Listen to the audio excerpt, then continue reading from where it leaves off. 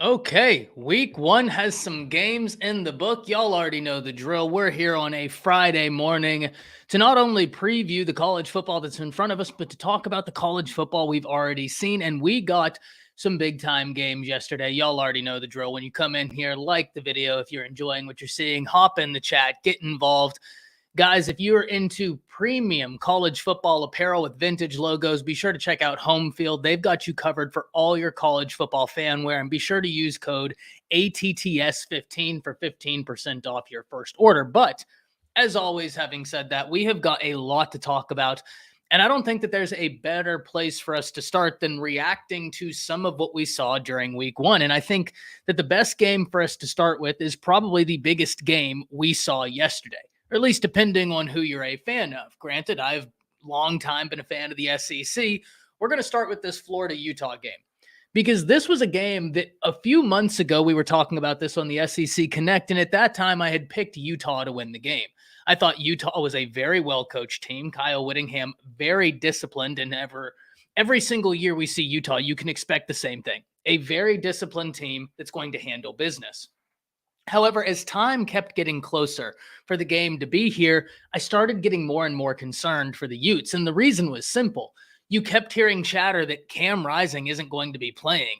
Arguably one of their best players on the entire team, their tight end, he's not going to be playing either.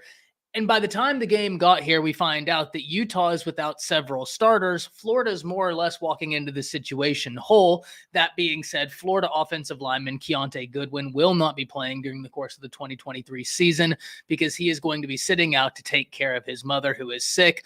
Thoughts and prayers with the Goodwin family. Hopefully that's something that gets cleared up, because he is a very talented football player with an extremely high ceiling. A guy that was a former blue chip recruit coming out of high school, almost a five-star, had committed to Kentucky out of high school, hit the transfer portal whenever Eric Wolford, offensive line coach at Kentucky, left the Wildcats, went to Alabama. Keontae Goodwin went to Florida. So that was already a situation where Florida fans were really hoping that the offensive line would be a stronger offensive line than the year they had before. Without Keontae Goodwin there, questions arose. But whenever you got time for kickoff to be here, you had to feel good as a Florida Gators fan. The Gators were walking into the situation with a quarterback they got out the transfer portal, that they hand-picked out the transfer portal, that won the job, a rushing attack that we've been hearing a lot about. And whenever kickoff got here, it was very apparent that the Utah team that Florida thought they would be playing was not the Utah team that they were actually playing. And I think this is a very interesting story we need to tell, because if this was a book, the first chapter would be appropriately named "The Slow and Steady Hand Wins the Race," basically saying Kyle Whittingham, the Utah Utes, a team that have been so steady, they've been so forthright in their approach. They want to play disciplined football. They want to play sound schematic football. They don't need to do anything super fancy. They just want to play a sound brand of football. Slow and steady, but it won the race. And if we got to chapter two would appropriately be titled "The Consequences of My Own Actions." Because whenever we're talking about this game, it would be really easy for me to sit here and say, hey, Utah won based off of the discipline, experience, and that slow and steady mantra that Kyle Whittingham has exemplified with the Utes for years. But that was not what we saw. That was part of what we saw. Don't get me wrong. Utah won that game off of the things they do very well. They made Florida play Utes football. So the story absolutely needs to be told that the Utes did well. But the story cannot be told in its entirety without talking about the Florida Gators, because this was not a situation where I can sit here and cleanly say, hey, you guys lost a game to a very well-coached team, to a very disciplined team, and it can happen. While you did lose a game to a well-coached, disciplined team, that wasn't the reason you lost the game. The countless penalties, that's a reason you lost the game. The mental errors, that's the reason you lost the game. There's a long list of reasons why Florida lost this game, and certainly the disciplined and well-coached nature of the Utah Utes football program is a part of it, but it is not the whole story. I think one play perfectly summarizes the Florida game last night, and it was whenever they had gotten Utah to a 4th down, got Utah to punt, and Florida rolls out 2 guys on the field with the exact same number. Penalty comes out, Utah gets to extend the drive. That was the theme. How many 3rd down penalties did we see from the Florida Gators? It looked like an undisciplined football team. So what you had going into that game was a Utah team that we know is built off of discipline, and a Florida team that now we have to find out just how undisciplined they are. Because before this game happened, as I started this off by saying, originally I had picked Utah to win this game over the summer. But I switched my pick whenever I found out Cam Rising's not going to be there. Whenever I found out Kuth isn't going to be there, I probably mispronounced his name. But if I did, I apologize. I've heard it pronounced 3 different ways. Regardless, he is an incredibly talented tight end. So you were already out without Rising. You were already without one of your best players on your team, your starting tight end. And to make matters worse, arguably 2 of your best players from last year, Clark is in the NFL and Dalton Kincaid in the NFL. And you would not have thought that watching that Utah Utes team last night, which is a credit to Kyle Whittingham and the job they do. Truly one of the more steady programs in college football that we do not talk enough about, and that is on me as well. That is something that we will change because the Utah Utes deserve recognition. They deserve praise, but so too do the Gators deserve some recognition, but not for the same thing. This was a winnable game if you were Florida. This was a game that you always wanted to do well in, but at the point where Utah does not have their experienced quarterback, Cam Rising, who's not a young guy, who's been a college football quarterback for quite some time, who is an absolute gamer. If you watch Cam Rising and you don't write down in your notes, this is a scrappy gamer, I don't know that we're watching the same guy. He plays with a lot of heart, a lot of tenacity. I'm not claiming he's the best quarterback in the nation, but he's an experienced, scrappy quarterback that plays with a lot of heart, and it's infectious. It's very obvious to see just how infectious it is whenever Cam Rising is out there. We knew Utah would have a good rushing attack. That's something we've come to expect. But whenever I looked at this game, Cam Rising's not there, your starting tight end's not there, and a question for the Utes going into this season was already, how are we going to generate a consistent passing game? Part of the reason why I was so excited that Vele came back for the Utes, because he can help them there, and they get Micah Pittman out the transfer portal. So they were paying attention to trying to get more out the passing game. In a year where they're looking for ways to get more out of their offense, they walk into a game against an SEC team that beat them a year ago as Florida comes to the Utes' home and handle them without Cam Rising. And the first play of the game was the 70-yard touchdown, showing, hey, you guys thought that passing would be an issue. Let's roll it out play 1. So where do we want to start unpacking this for Florida? Let's start with Florida's offense against Utah's defense. Once again, we know Utah disciplined, well coached, going to be a hard-nosed defense. They looked like the SEC football team. If I polled 1,000 college football fans that had just started watching college football, and all I had told them was, hey, the SEC is known for a physical brand of football where they make you want to quit, or at least that's what they hold out that they want to do. If I polled 1,000 brand new college football fans that had never watched a college football game but were excited to get into the sport, they would have left that game thinking the Utes were the SEC program, not the Florida Gators. Because everything that the SEC says they want to embody, that's exactly what Utah did to Florida. They want to make them quit. Now look, Florida kept fighting, but it didn't look pretty. Especially that Florida offense. Now, Graham Mertz was not the reason they lost this football game. Let's get that understood right now. Graham Mertz was not the reason they lost this football game. I think the jury is still out on Graham Mertz. He played well. But my question and concern with Graham Mertz has always been, and now remains, he's never been a bad quarterback.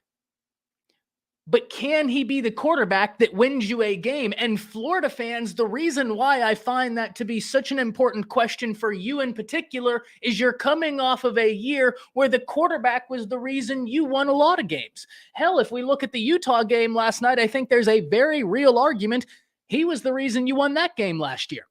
You don't have him anymore. You don't have a guy that will literally take over a game and win it for you. What you have is a serviceable game manager, and there's nothing wrong with that. Teams have won with quarterbacks that are smart, that will make the throws, that will make the checkdowns, but you don't have an Anthony Richardson anymore. And this is not a shot at Graham Mertz. Once again, I will say it again in case you just came in. He played well. That loss wasn't on him. He had the one interception, which hit a receiver's hand. However, I think there's a deeper nuance we could talk about with that interception, because the great irony of that interception is right when the panel was talking about how Graham Mertz had an interception problem before, and that's something they were trying to correct. The problems they identified for Graham Mertz, why he was throwing interceptions, his timing was off, which led to his accuracy being off. Look, once again, that ball hit the receiver in the hands, but the reason why the ball was behind the wide receiver is the wide receiver was running one way and had to completely turn around and do this to try and catch it, because the timing was off, which led to the accuracy being off. So the interception wasn't on him, but it was interesting to note that not 3 seconds prior, they were like, hey, he's trying to clean up his interceptions. And the reason why he has the interceptions, the timing will be off, which will lead to the accuracy being off. A few seconds later, the timing was off, which led to the accuracy being so slightly off, still should have been caught, and it led to an interception. Mertz had over 300 yards, though. You cannot put this game on him. You just can't, especially when all we had heard was that this Florida rushing attack would be legit.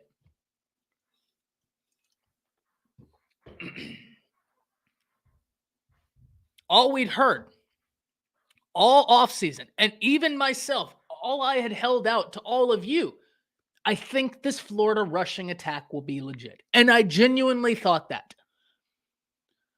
I like Etienne. I think he's got a lot of ability.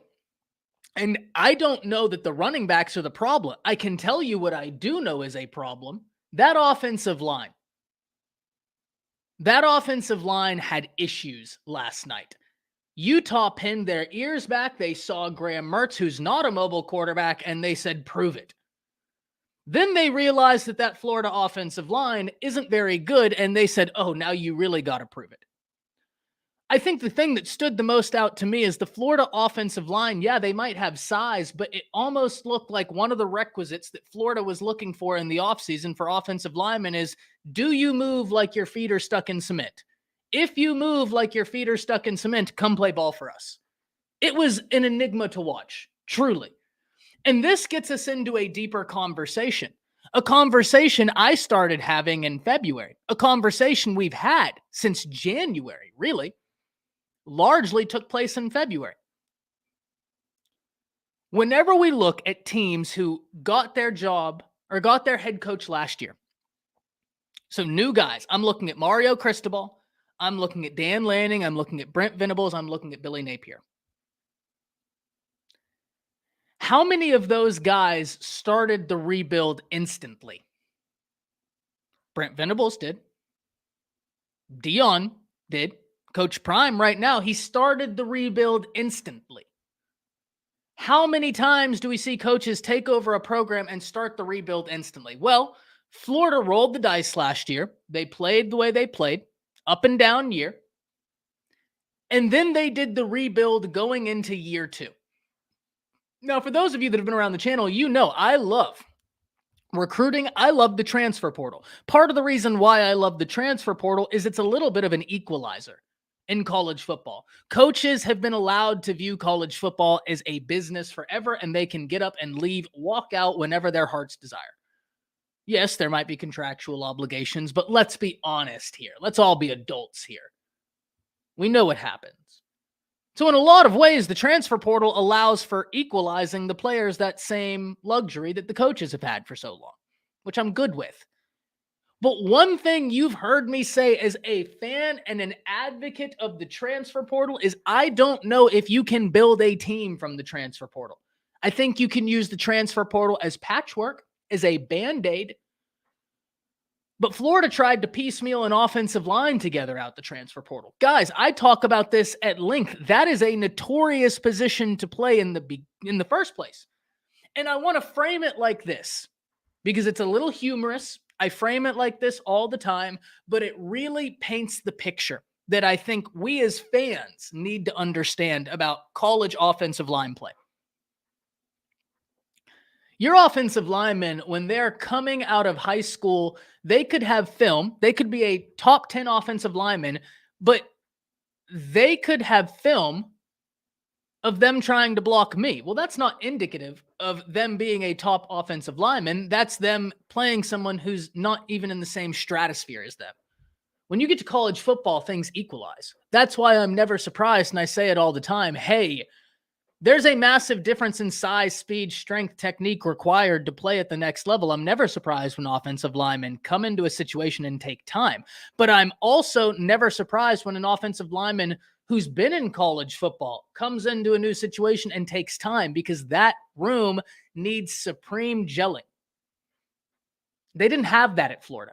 Like I said, it almost looks, and I hope that the Florida offensive line can look better, but it almost looks like the number one requirement for Florida offensive line players was, do you play like your feet are stuck in cement? If the answer is yes, come on down. Because they had a problem at every level of trying to block last night. Pass block, run block, not there.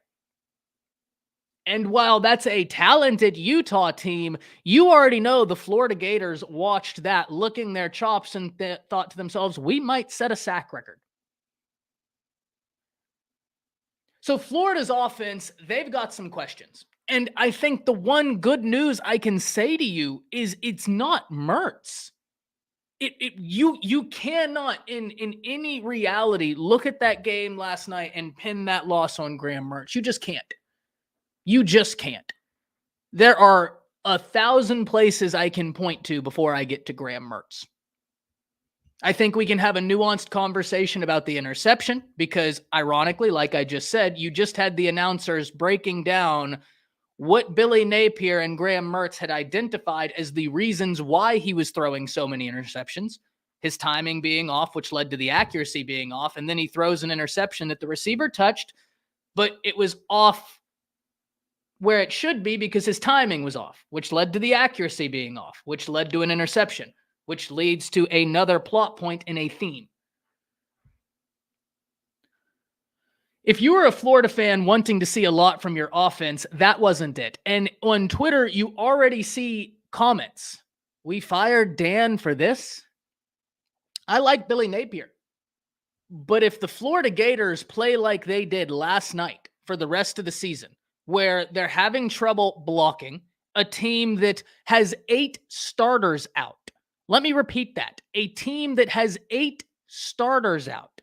Through the course of the game, some of their best defensive players ended up exiting the game with injury too. And still, that Florida offense was nowhere to be seen.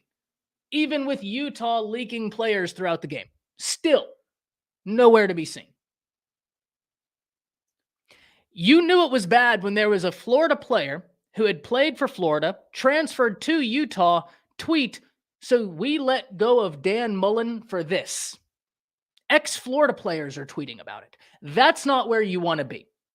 When players who played for your program are now tweeting, this is bad.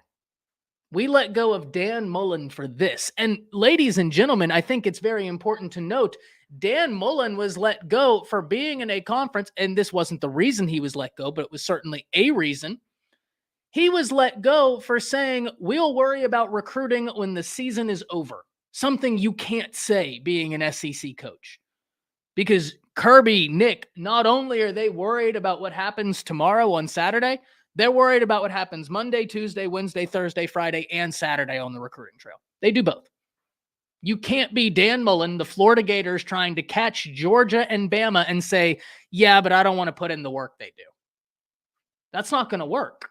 So I understand why Florida moved on. But now you're in a situation where when you look around college football, you notice a trend. All of these new coaches started rebuilds in year one. Billy Napier starts a rebuild in year two. How this will look, I have no idea. But the Florida offense, they have got a lot to get together. It's an offense that was supposed to be led by a power rush attack, and that was going to be the way that they opened up the passing game. Last night, Mertz was there. Mertz did his thing last night. The running game was nowhere to be seen. Florida finished this game with less than 50 yards on the ground. And you want to know the sad part about it? That's after I add back in the sack yards that Utah got. And still, Florida finished with less than 50 yards on the ground. If I keep the sack yards in and just look at the game, how it actually happened, Florida had 21 rush attempts for 13 yards, averaging 0.6 per.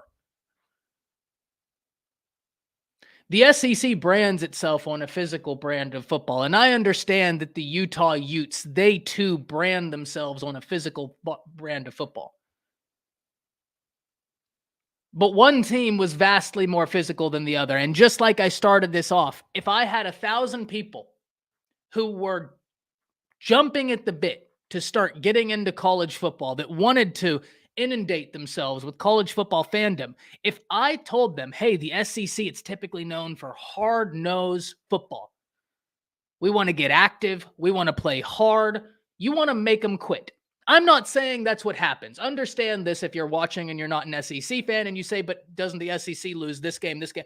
That's not my contention. My contention is what they hold themselves out to be, which is important. That is important. You hold yourself out to be this way. And if I would have polled those 1,000 fans that had never watched a game saying, hey, the SEC holds themselves out to be physical, which team was the SEC team? Utah or Florida? I think every single one of them would have said Utah.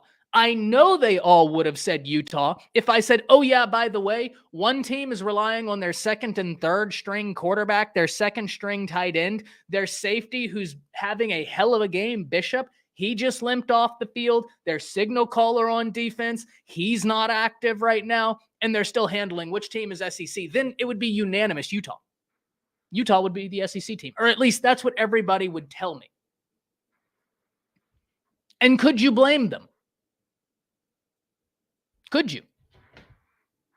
Florida offensively has got a lot to clean up, and it's not just one level you can point to.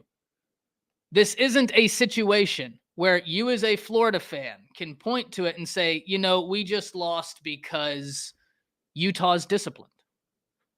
Yes, Utah is disciplined. The problem was Florida was incredibly undisciplined. And if you excuse me, I'm trying to bring the stats back up because my phone hard reset while I'm sitting here talking. And so now I have to try and get everything back up. The Florida offense, look, Graham Mertz, 333 yards, 7.6 average, 1 touchdown, 1 interception. The interception I'm fine with. Yes, I think we can have a super nuanced conversation, once again, about the timing and where the timing leads the ball to be placed and why there was an interception. I think there is a nuanced conversation to be had there. But at that point, we're really splitting hairs. Like if Florida would have won this game, had come back and won, we would actually have a more nuanced discussion about that interception. Because then it would be one of those things of like, hey, Graham Mertz played really well. That right there, though, if he can clean that up, it's all good. I'm not mad at him throwing an interception where his timing was off. It hit the wide receiver's hand, but he is trying to do everything he can to get his team back in the game.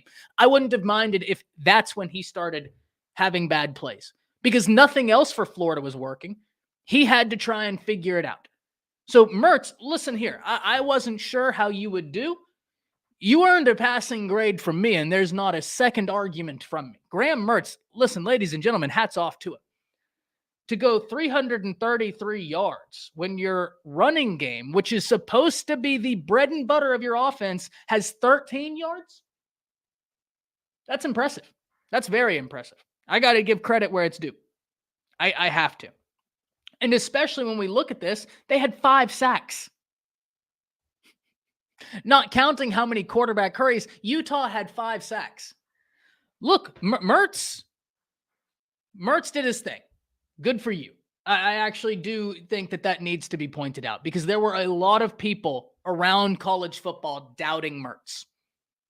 I'm not saying he wins a Heisman off of last night. Certainly not, right? Like we're certainly looking at this conversation through the context of the discussion we're having. But in that context, Mertz gets a passing grade. The offensive line, awful. That's got to be cleaned up. And the hard part about it is that is a notoriously difficult group to try and clean up when the season is here. And especially when someone who has so much talent and Keontae Goodwin isn't there. That's tough. That's a tough ask. Once again, thoughts and prayers to Keontae Goodwin, his family. I'm wishing his mother a speedy recovery because that's awful. The young man needs to be playing football and building towards his future, but because of unfortunate circumstances in his own life, he is unable to. So thoughts and prayers from myself and everybody in here for that. I can't wait to see him get back on the gridiron. Actually, someone who's been a constant guest on the channel, RJ, knows Keontae Goodwin, works with Keontae Goodwin. So I know this is hitting RJ especially hard because all I've heard about what a good kid he is and how excited RJ was about the opportunity. And I can't wait to see him lace up. So let's hit some comments, and then we need to go to Florida's defense against the Utah offense. They won't keep, Panama. Look, we know how this is. All right, we know how this is. You can recruit even if your season isn't going well, if you give the recruits something to believe in. I'll frame it to you like this. Here's a great way to look at it. And granted, you're never going to have a college football schedule that looks like this, but Panama, you'll easily get the logic I'm going for here. Say your schedule looks like you have Georgia, then you have Bama, then you have Ohio State, then you have Michigan. Well, say you lose all 4 of those games, but you lose them by 7 points at the max. You lose to you lose to Georgia by 7, you lose to Bama by 7, you lose to Michigan by 3, and Ohio State by 3. You can then go to recruits off of losing 4 games, not winning 1, and say, hey, yes, the wins and losses isn't good. We grant you that, but that's why we need you. Be the catalyst that allows us to have change. Be the force that breaks the wheel that has been continuously flowing in the direction that fans here want to see changed. And at the very least, you can then look at that pitch and say, okay, you didn't have a good year, but you weren't a terrible football team. You lost games, but you didn't get your teeth kicked in. You played good, sound football. You showed up and played every Saturday with pride. You can still recruit while not having the season you want. You know, I say this all the time, and people used to call me crazy, and I think as more time has gone on, more people are starting to understand what I was meaning. Winning and losing, right? Winning is most important. A bad win is still a win, and it's still the end-all be-all. But not all wins and not all losses are created the same. They're not. They're very honestly not. I want you to imagine that you play Bishop Sycamore, and you lose to them by 35. Now I want you to imagine you play Georgia, and you lose to them by 3. Both are losses, sure, no doubt. You wanted to win, you didn't. They're not the same loss. And you can spin one totally different than the other with actual logic and reasoning behind it. Much the same as a win. If you beat Bishop Sycamore by 3, you won. But if you beat Georgia by 21, there's no question which win is of higher quality. So, Panama, you're 100% right. You need to give, it doesn't even have to come in the forms of wins and losses. You want it to. That's always the goal, is to come in the form of wins and losses. But you need to give hope. And if you're not giving hope, someone else will. Because, ladies and gentlemen, an unfortunate reality of the current landscape in college football, there are too many good recruiters everywhere. Everywhere. Look, we look at Arizona State right now, and there is an interesting conversation to be had here because of the Jaden Rashada situation, and I think that would be a much bigger talking point if Mertz went out there and just flatlined. But he didn't. He did his thing, but so too did Jaden Rashada. I mean, you can kind of see if Rashada develops, got a ceiling. That's what I'll say.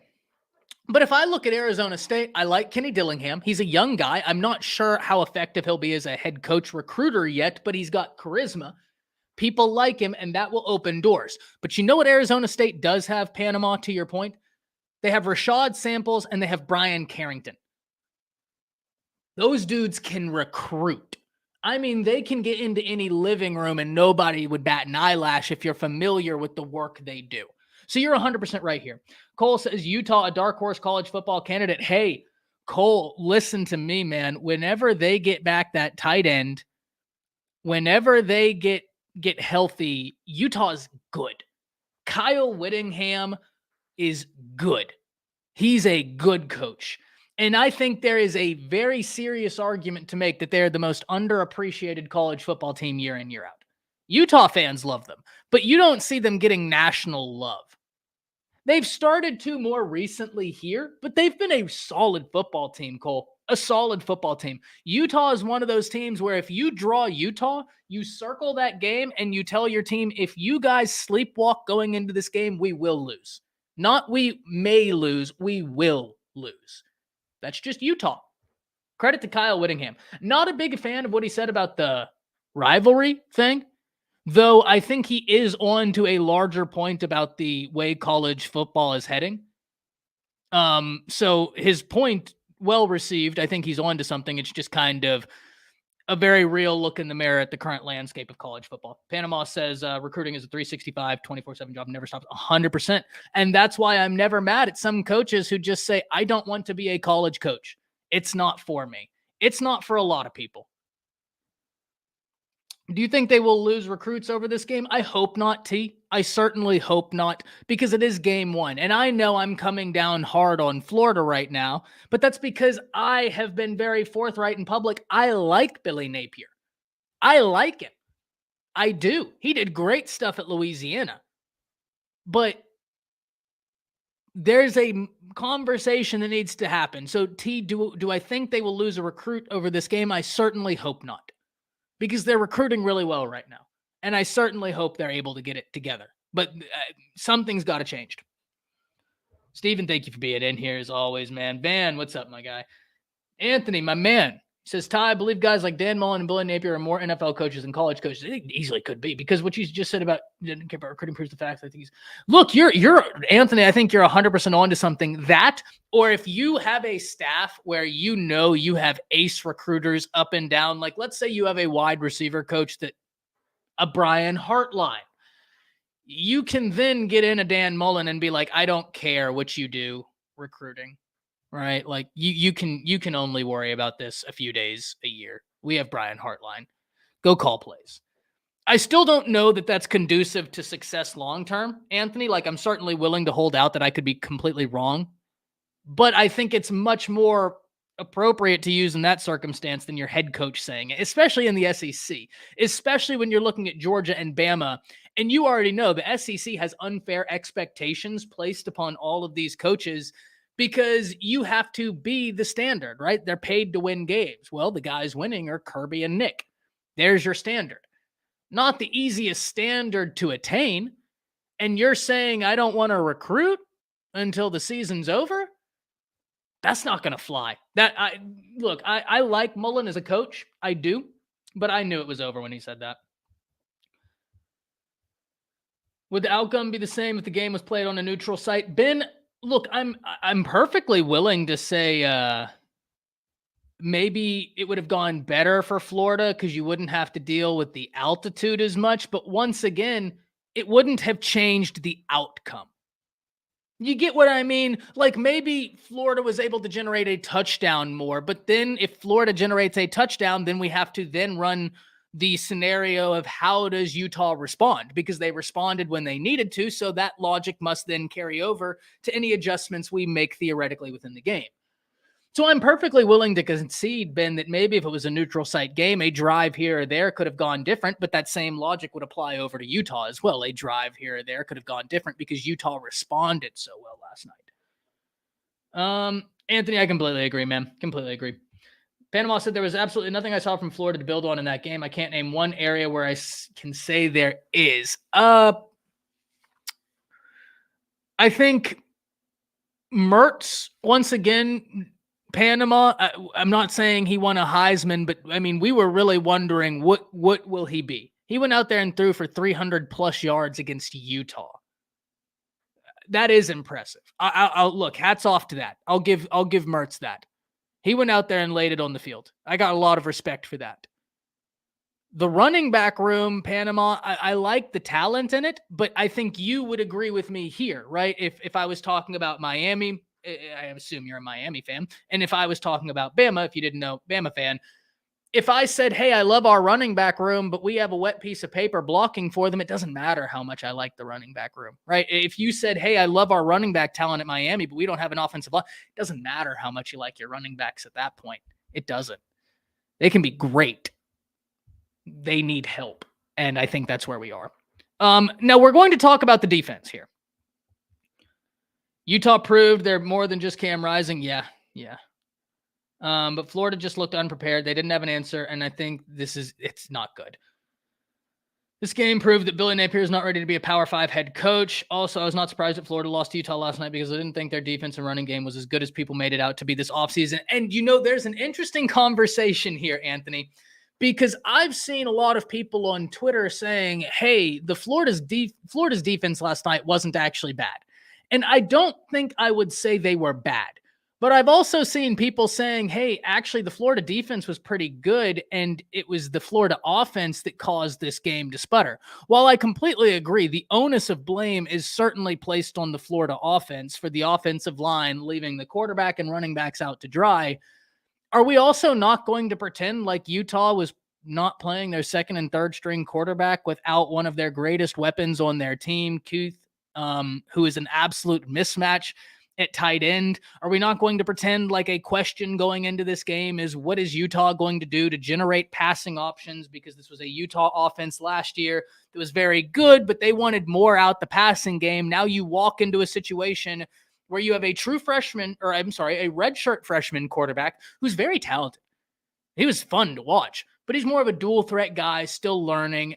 And you have two guys splitting reps, neither one of them really ever getting into rhythm. And still, either one of them looked like they could have single-handedly gotten the job done. When I say single-handedly, what I mean is absent the other quarterback coming in. Either one of those quarterbacks for Utah looked like Kyle Whittingham could have said you, and Utah would have won that game. So listen, I hear you. Florida's defense wasn't the major problem, but I can't sit here and say, hey, your defense, y'all get roses. Because arguably the best two players on Utah's offense were not there. And it was a Utah offense that we already knew was going to be run-based, trying to find a way to throw the football. And the first play of the game, you let them hit a 70-yard dime over your head. Look, Florida's got a lot to work on. I hope they're able to get it together. I don't wish failure on any coach, any team in college football, because it's a lot bigger than these coaches. T, as you pointed out, there are recruits here. I understand not everybody can win, and I'm not disenfranchised into thinking that. I understand that there are winners and losers, but I'm not one to actively root for that downfall.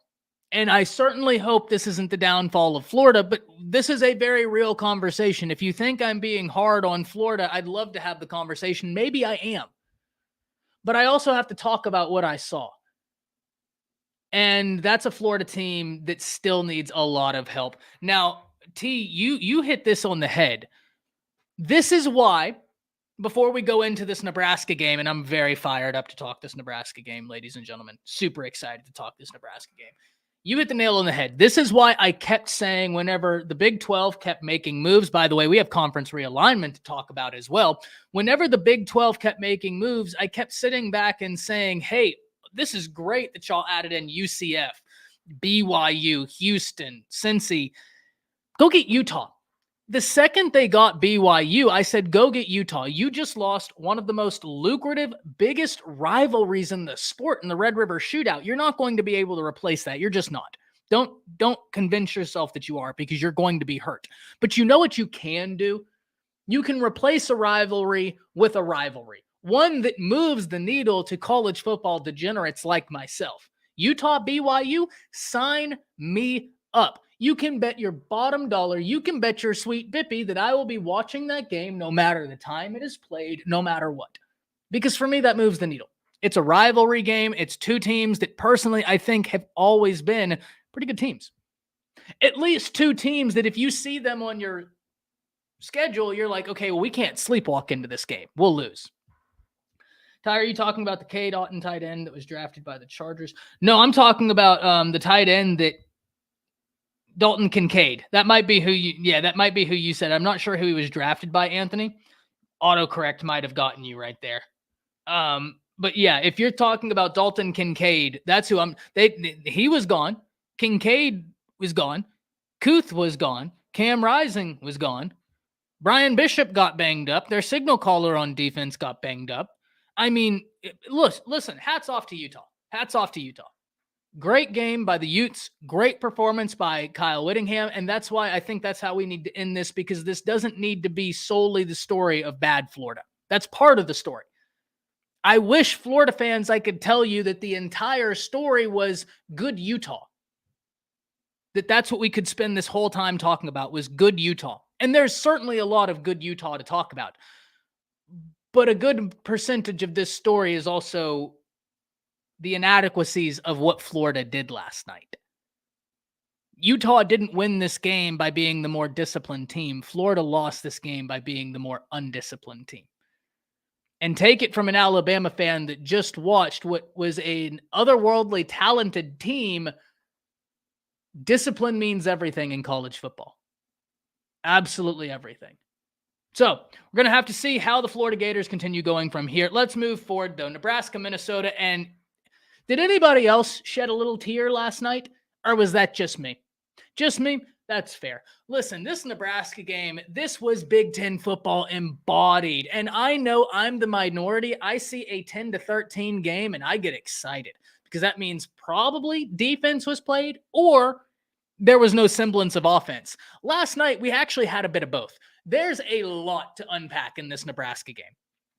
First off, Nebraska fans, I'm going to say something that all of you are going to collectively grab your pitchforks and torches and hunt me down, because it's the last thing you want to hear. And I understand it's the last thing you want to hear. If Monty was in here, he would probably throw a pie at me. And that's fine. Nebraska fans need patience. We've seen Matt Rhule take over a program before, experience the growing pains, and then be able to turn it around. He needs patience. I know that's the last thing Nebraska fans want to hear, because you have been asked for patience for what feels like 20 years now, going on. Patience is wearing thin in Lincoln, and understandably so, coming for a program that experienced the heights that you experienced. That's understandable that patience is wearing thin. And it gives me no pleasure that I have to be the one sitting in front of you today asking once again, the Bernie Sanders meme, I'm once again asking you for your patience. But it's the truth. It is the unfortunate reality of the situation Nebraska and Matt Rhule find themselves in. They need patience. Very excited to see what this team looks like. Now, let's really break this down, because Frank says Nebraska's defense looks good. And listen, I think it's pretty well known that I'm not the biggest fan of the 3-3-5. I certainly think it has its applications. I'm more of a traditionalist in that aspect, right? Give me a 4-3, give me a 3-4, give me a 4-2-5. We'll go from there. That being said, I've seen the 3-3-5 work and work well. That Nebraska 3-3-5 last night, they were coming downhill with bad intent. With real bad intent. And it was a lot of fun to watch. Just a ton of fun to watch. Now, I think we do need to talk about Minnesota here, though, because that Minnesota offense is going to be one that, ladies and gentlemen, we need to keep watching throughout the season. Let's really set the stage for this Nebraska-Minnesota game before we sit down at the table and eat. Let's set the dinner table. Minnesota was a team coming into this year that had one of the best running backs in college football, no longer there. A steady force at quarterback for them, Tanner Morgan, no longer there. And they replaced their quarterback, Tanner Morgan, with Callie McManus, someone who had some experience for them last year, someone who had some up and down play for them last year. And when we look at this game, that up and down play found its way into the majority of this game. Callie McManus would make some plays, he would miss some plays. But do you want to know the one thing that you can say about Callie McManus? Whenever the moment needed to come, he made it happen. Now, he missed some throws in that fourth quarter, right, that would have made it a little bit easier. But you want to know what he did?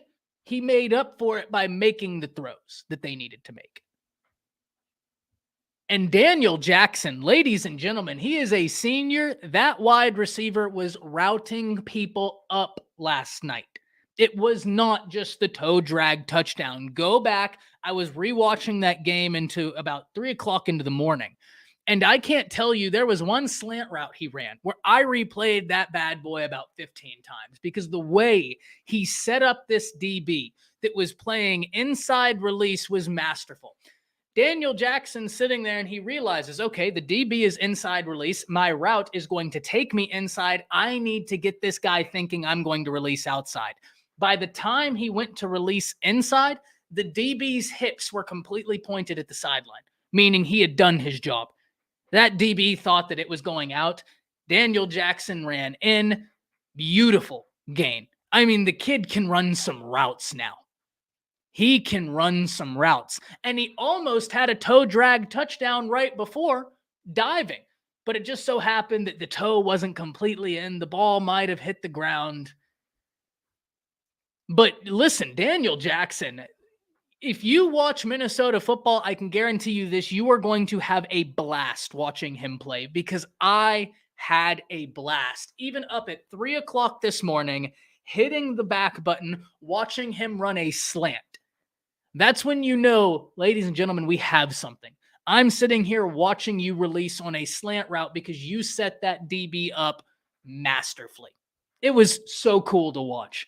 I mean, this right here, guys, was a game that really let me know college football is back.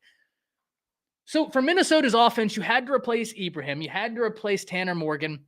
And you found a way to get it done. Callie McManus had an up and down game, but when the moment was the brightest, he turned it on. He led them to a win. Interesting to note, he also came back against Nebraska last year. That is just wild. Tough loss, but I think they ran the ball more. Yep, we're going to get into that, man. We're absolutely going to get into that because you're right. You're right, T. So listen, and as much as I think we need to talk about Callie McManus and the Minnesota offense, this is going to be an offense we need to watch. PJ Fleck is a hell of a coach, first off. Great job. Frank, you pointed it out. Nebraska's defense didn't look bad. I actually think, hey, if you're a Nebraska fan, you can come out of this defense or come out of this game and say, okay, we need to improve. But that looked like a defense that wanted to win more than I've seen for a while for Nebraska. I mean, they played well. They did. They did. They did what they could. But whenever you turn the ball over, as many times as Nebraska's offense turned the ball over, you're asking an awful lot of your defense. Every turnover that you have decreases the likelihood that you win the game by a decent statistical amount. Well, Nebraska had quite a few of them. Once again, I apologize for looking down. Phone hard reset, so I got to pull all this information back up. So let's look at this. Jeff Sims had 3 interceptions last night. And boy, did one of them come at a bad time. I mean, that last interception was heartbreaking. And Jeff Sims is a good quarterback now. He is. But he is an athletic quarterback whose legs and the ability to run cannot be understated, something that we saw him use for Nebraska. And you heard the commentators say, hey, I'm surprised they're not running him more. And in fairness to Jeff Sims, there was a portion of that game where he got in rhythm. And he was hitting the strikes. He was making the passes. He was moving the ball. But then we get into the final 3 minutes of this game. Nebraska looks like they're going to win. Nebraska fans feel good. This would have been the first Big Ten opener in the last 3 that Nebraska would have won. They've lost the previous 3. So we get down to the final 3 minutes of the football game, and the big question is, can Nebraska take it home? That fumble was heartbreaking to allow for Minnesota to get back into the game. And then you compound it with an interception. So Nebraska's offense, they have got a lot of work to do. They do. They got to go back to the drawing board, and not even from a personnel standpoint, from a schematic standpoint. That needs a little bit more work. I think you have the quarterback to keep teams off balance.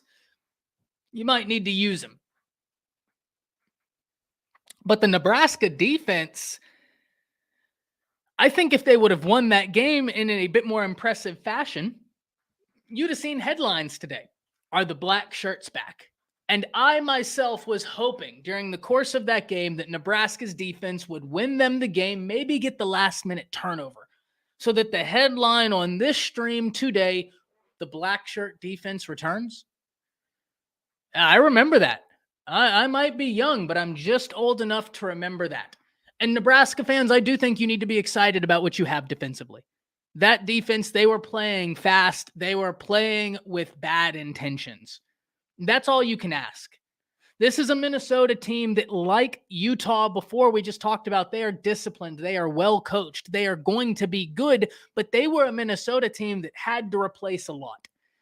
And so I get to an interesting juxtaposition when I talk about this game, because I think simultaneously we need to say this is a game that, was very hard fought by both sides. Great win for Minnesota, but this was also a game where Nebraska fans were genuinely looking at this saying, we can kick off Matt Rhule's tenure here with a big win against a Big Ten opponent as they're replacing their quarterback, as they're replacing their running back.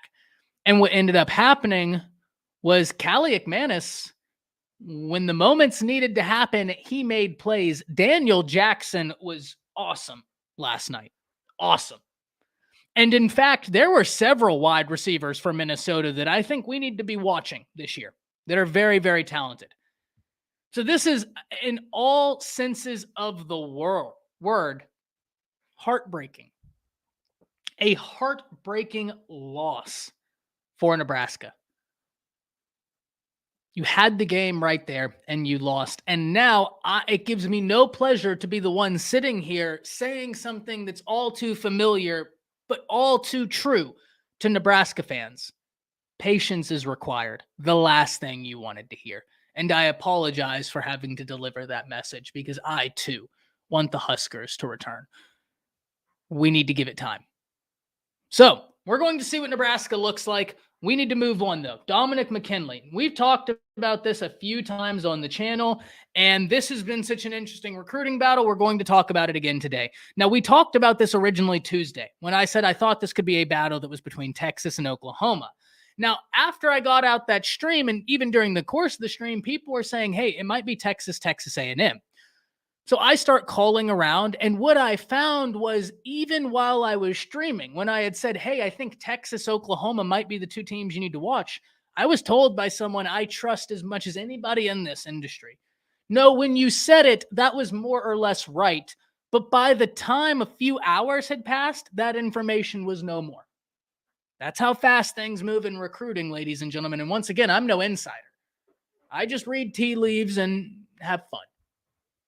So now let's update the situation, because more or less it's still where it was yesterday. I have no idea where Dominick McKinley will go, but if I was a betting man, I would now bet not Texas, which is where I thought he would go, and I'd put that bet on Texas A&M. The only reason I'm doing that is because Steve Wiltfong just inserted a crystal ball in favor of Texas A&M to land 5-star defensive lineman Dominick McKinley. So that's not even coming from me. But what I do know is this, that there was an interesting pitch levied to try and really get him to A&M. And I know people are going to say NIL. That's a part of it, sure. But that's a part of recruiting now. That's not the entire reason. It's not. It's a part of it, sure, no doubt. But I think we could say that comfortably about everybody, right? Like if you don't have an NIL package at all, I might look somewhere else. So Dominick McKinley, this has been a battle that really proves why I love recruiting so much. I love whenever we really don't know until the last minute, and he commits today. And I think right now, if I had to change, I would change my pick from Texas to A&M. But we do need to give OU their flowers, ladies and gentlemen, because there was a lot of information that was saying OU was dead in the water in this battle. And then, which first and foremost, I never stated OU was dead in the water, but apparently they have done a great job just even getting to where they are in this battle. Apparently OU staff, like seriously, round of applause for even pushing this battle where it got. I think I could say that about all three staffs right now. A&M, Texas, and Oklahoma. Like all of you have made this a fantastic battle, which means we're going to have a great topic to talk about with Dominick McKinley. But if you ask me right now, 5-star Dominick McKinley, where does he end up? Texas, Oklahoma, Texas A&M. I would be putting in the pick for Texas A&M based off of largely nothing but the fact that everybody I hit up kept saying it's all over the place. I would get different variations of this is a Texas A&M battle. This is an OU A&M battle. This is an OU Texas A&M battle. I was getting different variations of everything. So because of that, if I see Wiltfong put in a crystal ball and my information is telling me it's everywhere, I'm going to ride with Fong, right? I think that's a pretty safe bet. So, yeah, listen. And one thing I will say before we move off of this, his speech like a future Dan Patrick. I do what I can, man. I do what I can. But the one thing I will say before we move off of this, because I know people are going to say, oh, well, for A&M, it's just NIL. Once again, it's probably part NIL, but that argument can go for anywhere. So don't be the fan that's always saying it's NIL, it's NIL, it's NIL. Because any fan anywhere could levy that argument against a team nowadays, right? It's too broad. It's too broad. But, and the interesting but here, A&M also has another card up their sleeve. A reason why I've always stated when it comes to A&M, you might not be worried about them landing 5 stars everywhere on the field. The one place I know A&M is good to land 5 stars is on the defensive line. And look up Elijah Robinson, their defensive line coach, their defensive run game coordinator. That man has a laundry list of blue chippers that he has successfully recruited. It's not just all NIL. They actually have a dude out there who is an ace recruiter in Elijah Robinson, an ace recruiter. And he's continuing to strut his stuff. So, oh yeah, no doubt, man. I like Dan Patrick. I'm just trying to get better. You know what I mean? Very confident. Tyrese, this is you know what's so crazy about this, Tyrese? I really hope you're still in here. I really hope you're still in here. I asked this very question, if Jay's in here, what was it, Jay? 3-4 weeks ago? Who will be this year's Notre Dame? And what I meant when I asked that question is Notre Dame last year had Peyton Bowen. They had Keon Keeley. They had Dylan Edwards, just to name 3 off the top of my head. None of them ended up at Notre Dame. So that's what Tyrese is talking about, guys. And that bleeds us back into the conversation. If you're Billy Napier, give them a reason to believe. And I hope that they're able to still do that. I hope Florida doesn't lose any recruits off of this. I truly, truly, truly hope they don't. Because I want to see them do good. It's better for football if they're good. Right? Football is better the more good teams we have, because then every Saturday is even better than it already is. That's at least how I view it. We do need to talk some conference realignment, right? Because news has come out that the ACC could be looking to poach some teams from what was the Pac-12, now looks to be the Pac-2. And it makes sense if you're the ACC to look towards expansion. And you want to know why it makes so much sense? Because there have been major brands in the ACC kind of show their hand a little bit, for lack of a better term. Kind of show the world we're not exactly pleased with the status of our TV media rights deal in relation to the Big Ten, in relation to the Big 12, in relation to the SEC, not in relation to the PAC, because the PAC is non-existent. So there were major brands in the ACC that were already not happy. To me, this is one, the ACC trying to make sure that they are placing themselves in an advantageous position no matter what happens. But two, recognizing that we might have some teams looking to leave. I'm looking at Miami. I'm looking at Florida State. I'm looking at Clemson, just to name three. I don't think that it's coincidence that in the offseason where we heard so much chatter about those three teams in particular looking elsewhere, wondering what else is out there, the ACC starts making moves. Getting in a Stanford, getting in an SMU, getting in a Cal. I don't think that that's coincidence.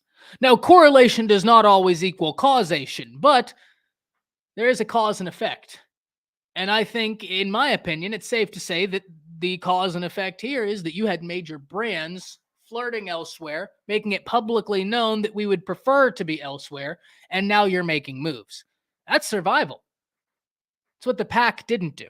But it also gives us an interesting look at what conferences will look like in the 2024-2025 college football season. And unfortunately for the PAC, you're done. You're done. It's over. Unfortunately. I take no pride in saying that. Truly, I don't.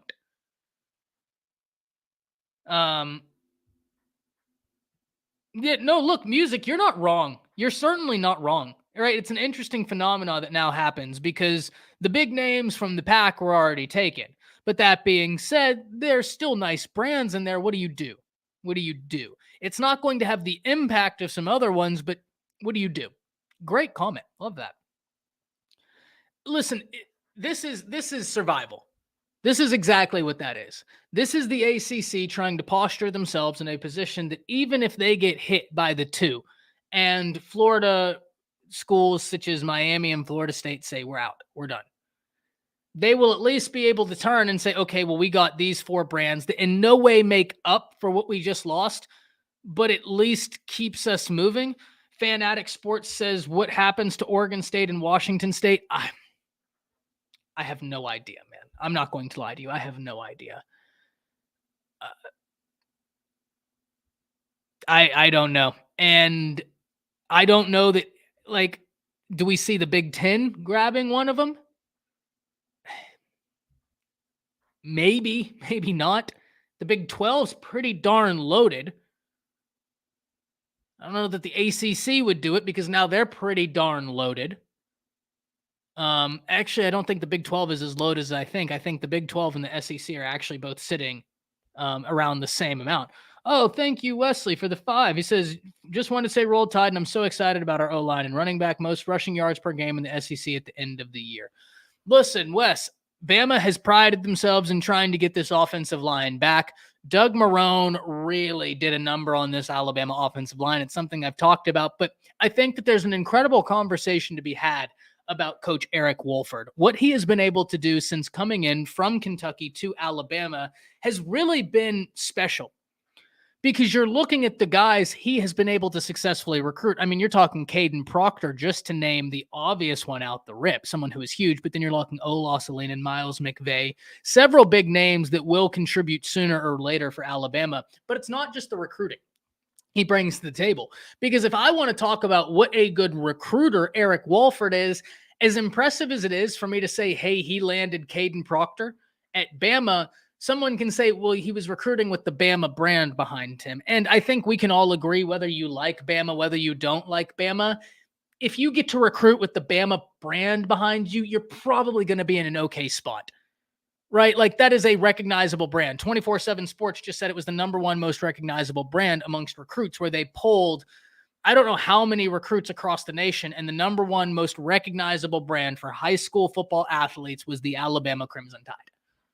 So the brand is huge, and that's going to help guys like Wolford, who are already great recruiters. No, if we want to really paint the picture of what a great recruiter Coach Eric Wolford truly is, we go back to Kentucky, where he battled Alabama for a Berrien Brown, who By the way, you want to talk about a player that could light the SEC on fire? Berrien Brown. Unbelievable ability. Kick return, punt return, a gadget player, a wide receiver, any of those things he could find himself on a list for at the end of the year, getting accolades for. Berrien Brown is a name to know. Coach Eric Wolford won that battle over Alabama and other teams.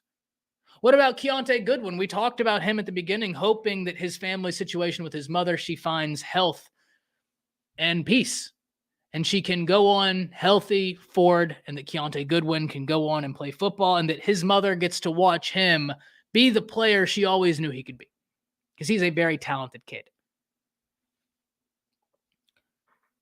Now you're talking about a coach, Eric Wolford, who has beaten Bama for Keontae Goodwin, who's beaten Bama for Berrien Brown. This guy can recruit and he can coach. Everywhere he's been, you can chart a statistical improvement in offensive line production, something we saw last year. So I'm very excited for the Alabama offensive line and the running back room. I was actually talking to Texas Homer for about 2.5 hours yesterday.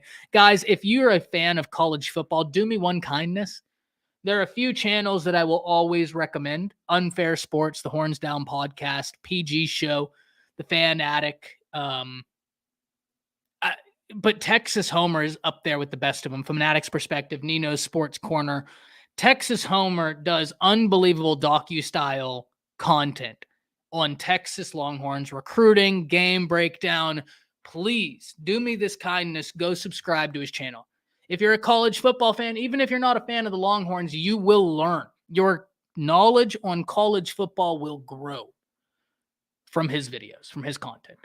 And we were talking yesterday for about 2.5 hours about his upcoming Alabama video, which is going to be a masterpiece.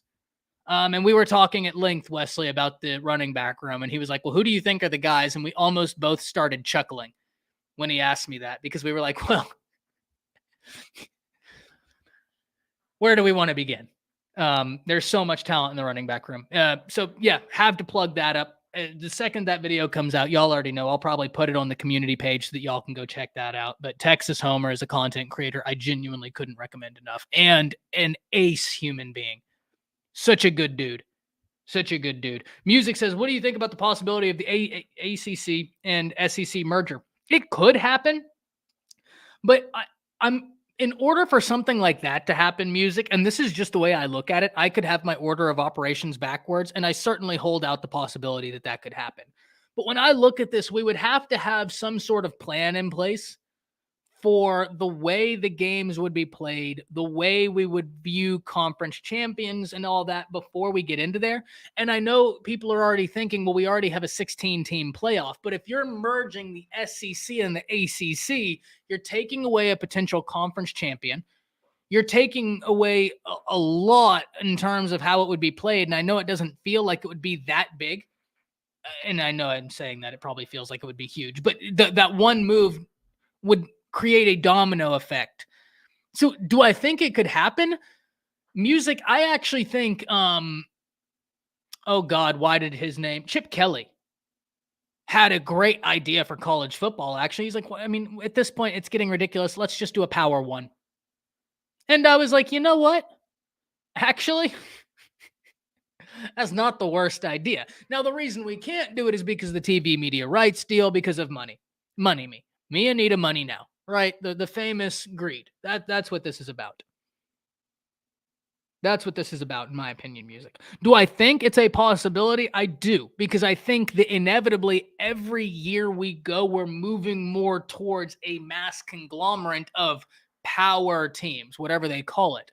I think that's where we're moving. But the SEC right now doesn't already know how they're going to do the scheduling, adding Texas and Oklahoma. Bo, I love you, because this right here is a great comment. Ladies and gentlemen, this is how you know someone's watching football. Bo, great comment. This is getting starred. This is getting left here for a while. Bo Mallet, thank you for joining the show. He says, somebody nobody is talking about is Tulsa's Cardell Williams. Absolutely balled out last night. Came off the bench and put up 13 for 14, 233 yards and 3 touchdowns. The young man was automatic. Former 3-star coming out of high school and was sensational. last night. College football is back. Where do I need to go to prove it? Do I need to talk about Cardell Williams' performance, proving college football is back, where a 3-star recruit can go show everybody that star rankings are far from the end-all be-all? We have that. We have a great nail-biting game in Nebraska, Minnesota that goes down to the wire. An absolute heartbreaker for the Cornhuskers, where I was at the edge of my seat and woke up my wife, who's a first-grade teacher getting ready for today, screaming no whenever that last interception was thrown. I'm not a Nebraska fan, and I was screaming during that game. What a game. And then we talk about Florida, Utah. And yes, if you're a Florida fan, that was not the game you were hoping for, but there was a lot we learned from that game, and knowledge is power. Never forget that. Knowledge is power. What do you think will happen to college football if ESPN fails? They're hemorrhaging tons of money. Yeah, man, I don't know. ESPN is in an interesting position. If anybody from ESPN is watching, give your boy a college football show. What's the worst that can happen? You're paying a whole bunch of people a whole bunch of money right now, and it's not working. Give me a college football show. I'll take a fraction of what you're paying them, like genuinely a fraction of what you're paying them, and I'll give you college football content every day. I'm here. You know where to find me. But I don't know, Bay. That's a great question. But you, ESPN, you know where to find me. Remember, my pitch to you is I'll take a fraction of what you're paying the other guys just for the opportunity. But yeah, you're right. They need help. I think it was great that they got the College Game Day with Pat McAfee. I think that was a great move. But ESPN, it doesn't make any sense to me that you can be the home of college football where so many big games are played, but like the ESPN recruiting profiles and portfolios, it's not the best, right? People are going to On3 Rivals or 24/7 Sports. I prefer 24/7 Sports, but that's because I'm a creature of habit, right? On3 and Rivals do a phenomenal job. I mean, you're talking about consummate professionals all the way around, and I'm sure they're at ESPN as well. But I think everybody would agree, if I'm asking where are you getting your recruiting information, ESPN would probably come in fourth in that conversation. However you want to list the other three, that's a personal preference, but ESPN would probably come in fourth. And then you have all of these shows talking about NBA. You get a college football show. You're the channel where the majority of college football, or a lot of college football, is played. Get a college football show. Like, I don't understand how these massive networks can't be paying attention to Josh Pate and seeing him kill it, crush numbers on YouTube, and be like, we're not going to invest in that. Makes no sense to me. Makes no sense to me. Ty, hey, I can't tell you how many teachers I had spell my name like that. And it was disheartening in high school. But so you deserve a college football show. Thank you. I'm hoping it can become a reality. That's the dream. That's the dream. But they're looking for flash and yelling, and you speak the truth. Man, Robert, you know me. I'm not interested in drama. I'm not even interested in negative headlines. I'm not here to be a sunshine pumper, but there's enough negativity in the world. To give y'all a little glimpse into me, I came from a law firm into this, and the law firm I was working at was personal injury.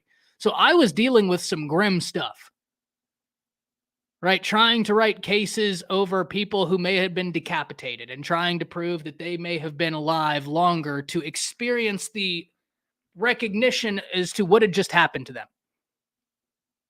All while I just lost my father to a car crash.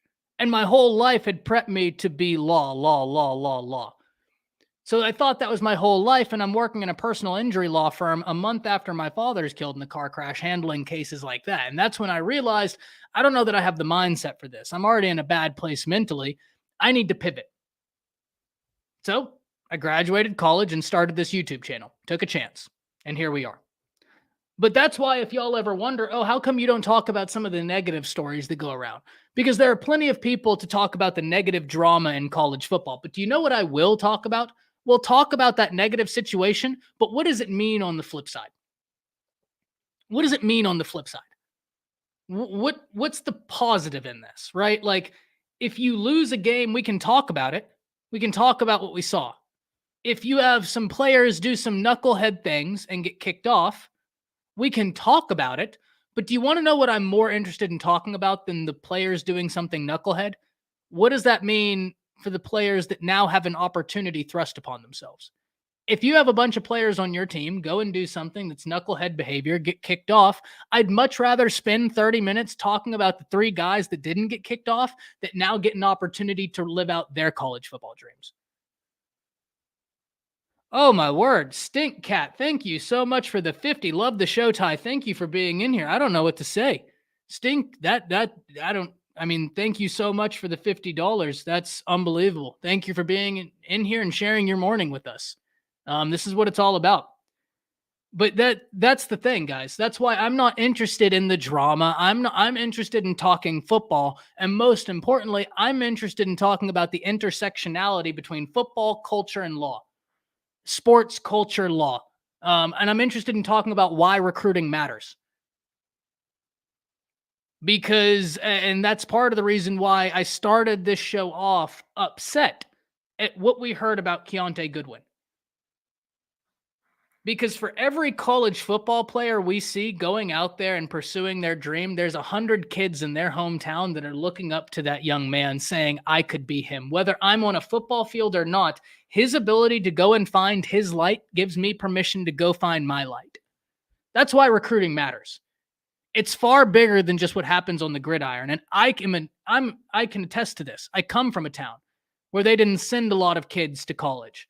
I watched 2 of my friends go to college to play college football, and I watched how it changed the town. Where the class after us, they believed there was life outside of this small Texas town. They believed there was possibility for them outside of that. And you want to know why? It's because Denzel and David dared to be great. And when you dare to be great, you allow others the opportunity to invest in themselves and dare to be great. Recruiting matters. All of this matters. It's not just a game. It is a game, but it's so much more than that. And so I get kind of frustrated, guys, when we're talking about like ESPN and they're failing. And I'm like, you can tell beautiful stories all day long about why recruiting matters, and instead you don't. You play the same 10 clips we've seen all day over and over and over again. There are real stories about real people doing real amazing things. Let's talk about it. But we don't get that. I don't get why. Because apparently that's not what makes money, and I disagree. I completely disagree. I think that authenticity wins. That's what it has to be. Authenticity has got to win out. And that's why, man, seriously, ESPN, y'all need some help, call me. I don't know that I can be of any help, but I'll do my best. Stink says you give takes that aren't biased and speak facts. I try, man. And that's why sometimes you'll see me ping pong in these videos, because I don't write a script for these shows. Y'all are getting my real take. There is no script. I might have a few notes. I might add a topic while we're in this show, because I want y'all to get my authentic views as a fan, because I am you. We are fans. I want to have an authentic conversation. And I try and be unbiased, but that's why you'll sometimes see me arguing with myself, because I'm trying to wade through and find what I find to believe the most straight and narrow, unbiased take. And it's a lot of fun. Ty, you family now, bro. Thank you so much for the $1.99, Steven. And listen, guys, thank you so much for being in here. I can't tell you what just your time means to me, because I'm very much a person who's moved by telling these types of stories. And Bishop, thank you for the $11. NCAA fam, everybody excited. Football is back. Sooners sailing. Hey, Sooners, a ton of excitement there. I think your defense is going to be better. I think there's a conversation about how your offense can help your defense by Lebby finding his off-speed pitch. And actually, the beautiful thing about Lebby needing to find his off-speed pitch, there's no better year for him to find his off-speed pitch than this year, where Oklahoma has a lot to figure out in the receiver room, not in terms of talent. The talent is there. It's just in terms of known production. You have Farouk, you have Stoops, but not a lot of known production in an Oklahoma uniform. LV Bunkley Shelton, very excited to see him starting. I think he's a really cerebral wide receiver who is going to do a lot of fun things with a Farouk. But as much talent and as much as everything I said is true, Bishop, the interesting thing is if Lebby needs to find his off-speed pitch, you guys have a running back room that you need to be very excited about. Very excited about. And that's why I think Oklahoma fans need to be excited this year, because Oklahoma's defense is going to be what we talk about, but there is a way where the Oklahoma offense can help the Oklahoma defense. No, Siri. Bad. That's my... I didn't get that. Could you try again? No. That's Siri unhappy with me speaking right now on the other Apple computer. So we're going to hope and hide from her and hope she just goes away and doesn't choose violence. I think we're clear. Anyways, back into the live. Siri, I swear to you. See, I mean, Siri, Alexa, we don't see eye to eye these things. But no, listen, great opportunity to find the off-speed pitch. Great opportunity. The running back room is there. The way you can use your running backs. That's what I find so fascinating. A Tawi Walker, someone who's not well known, but is just such a complete running back, man. I think that's the best way to talk about him, is he's complete. And that can provide a balance. So Oklahoma is very interesting. But no, guys, one of the things is like, you just need to, and you hit it right here, Robert. You don't have an agenda. You speak with passion. You have courage to admit when you might be wrong. Oh, I'm wrong a lot. That's why I came here, what was it, 2 days ago? And the title of the stream was I Was Wrong. Because knowledge is power and I learn. So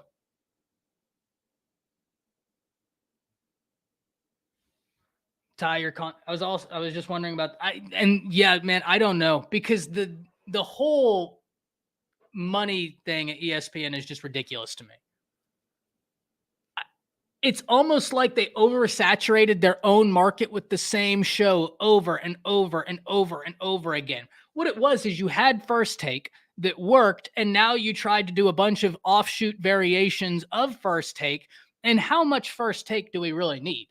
First Take in and of itself is great, right? I can't, and also you have to understand, if you're not a fan of First Take, I'm speaking from where I'm sitting, which means I have so much respect for First Take, what it has meant for sports commentary, what it has meant for sport debate. But then there's also the double-edged sword, where this is a money-making industry, and as much good as it has done for the industry, there's also a negative aspect to it, where because First Take was the standard in sports talk shows, sport talk radio, now you just have a bunch of offshoot variations of First Take.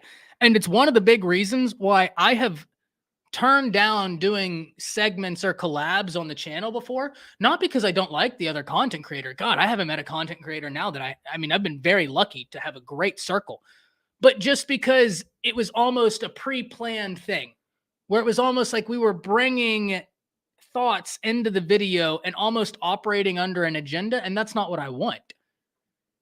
I want it all to flow free, because you don't want to manufacture clash. Clash has to be authentic. Everything has to be authentic. And that's what I just don't get, that they don't understand. I mean, it's perplexing. Absolutely perplexing. I don't understand how they don't get this. Someone will tamper Williams talking about the Tulsa quarterback to the portal. Watch odd future. I don't disagree. If he plays the way he played the other day, I don't disagree. I don't disagree at all. All right, guys, we're going to get out of here. We're going to do a live show this evening, 5:30 Central Standard Time. We're going to aim to have some other content creators on there. We're going to talk about some of the games you'll see this weekend. We got Miami playing later today. That's going to be a big game for the Canes, be a big game for Mario Cristobal as they try and get the season right. We got a lot of big games this weekend, a lot of games where you should see your team handle business. I think a big theme for this weekend, if you're asking me to leave you with a theme, not for every team, but for an Alabama, for an Oklahoma, for a Texas, you probably don't want to learn a ton about who you are week one, because you're playing a team that you don't need to sleep on, but you could probably sleepwalk through, calling a spade a spade. So there are some teams where you kind of hope that your team goes out there, you kick their teeth in, it's boring. At the end of it, you're like, hey, I learned nothing. sometimes, and I realize the irony of this being that I'm the guy that just told you all knowledge is power, but sometimes learning nothing is the best possible scenario. Game streaming service, who knows, man? Who knows? All I know is that they just need to give me the opportunity, and we'll produce a college football show that, hey, we'll be there, right? That's what matters. For the people, by the people. But yeah, I'll let y'all know the exact time this evening. Right now, planned for 5:30 Central Standard Time. I'm going to get with Jay, going to get with PG. I'm going to get with Chris. We're going to talk about that next week. Guys, Texas, Oklahoma, some big games next week. We're going to do a big panel. Talked with Homer last night. He's game. He's going to be on. We're going to figure out the exact details. But we're going to do a major panel. What I would like to do is meld Fanatics perspective, Nino's corner, and Homer with some of the guys from the Bama Standard. Maybe that's Matt Caddell, Chris James, Justin Riley, some former Bama players. I think that'd be a lot of fun as we preview, breakdown, live stream before that Texas-Bama game. I think that sounds like a ton of fun. I mean, Homer and I, we meant to have just a conversation yesterday breaking down Bama's roster, my thoughts on it, and we ended up on the phone for damn near 3.5 hours talking ball, talking shop.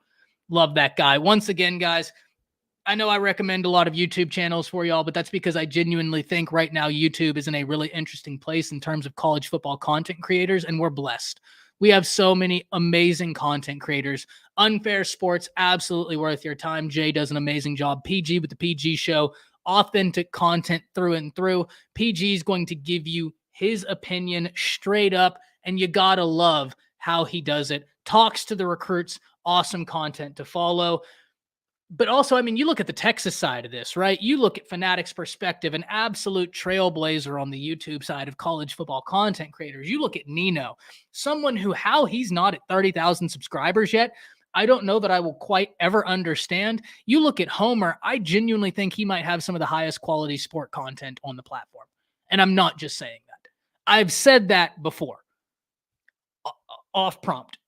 Right? Nobody even has to go over there and say Around the Table Sports sent us. Go over there, watch a video, and see if you don't think it's some of the highest quality sporting content you can find. It is.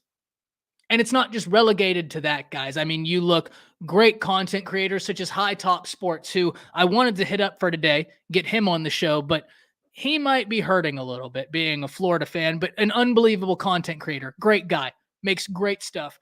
We're in a lucky position right now with different content creators on this platform. I know I didn't even scratch the surface of great names to follow, but there's so many great content creators out there, guys. Be sure to give them your love, your opportunity, some time, because they work very hard. I can't thank you enough for being here, and we'll see you this evening. Until next time, that's it.